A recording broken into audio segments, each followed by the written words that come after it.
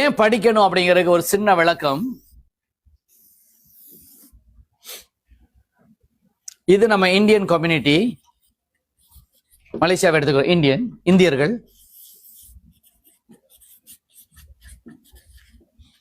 இது சைனீஸ், சீனர்கள். ரெண்டு பேர் தான் நம்ம வந்தோம். பெண்டாத்தாங்க சொல்லுவான், சொல்லிட்டு போறான். சொன்னா என்ன பெண்ணு,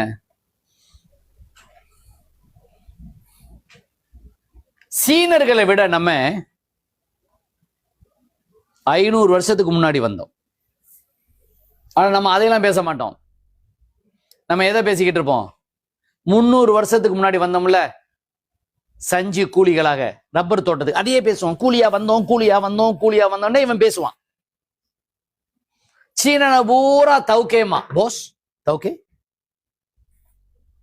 லாய்க்காரனை பார்த்தா நாட்டுக்காரம்மா. அப்ப நீ யாரு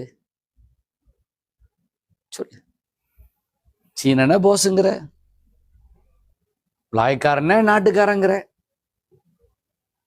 இதுதான் செல்ஃப் இமேஜ் ப்ராப்ளம். 2000 வருஷத்துக்கு முன்னாடி நம்ம எப்படி வந்தோம்? எஸ் எ ட்ரேடர்ஸ், எழுதிக்கிறங்க. வியாபாரிகளாக வந்தோம். Entrepreneurs, bankers. மலாய் சுல்தான்களுக்கு நிறைய ஃபண்ட் கொடுத்ததே நம்ம ஆளுக்கு தான். ப்ரொஃபஷனலாக வந்தோம். ப்ரொஃபஷனல்ஸ், இதெல்லாம் நீங்க மாணவர்களுக்கு சொல்லணும். டாக்டராக, இன்ஜினியராக, மருத்துவர்கள், ஆசிரியர்களாக நம்ம வந்தோம்.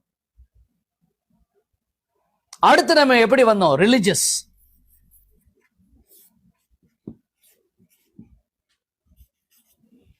மதத்தை போதனை செய்பவர்களாக.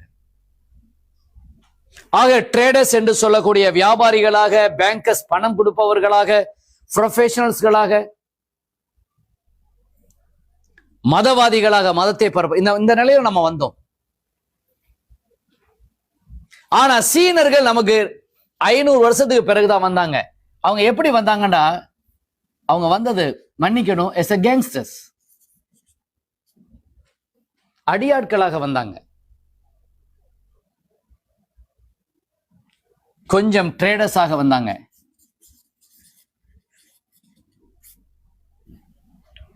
அவங்க யாரும் பேங்கர்ஸா வரல, ப்ரொஃபஷனலா வரவே இல்லை, அடியாட்களா தான் வந்தாங்க. ஆனா அப்புறம் என்ன நடந்துச்சு? இப்ப எப்படி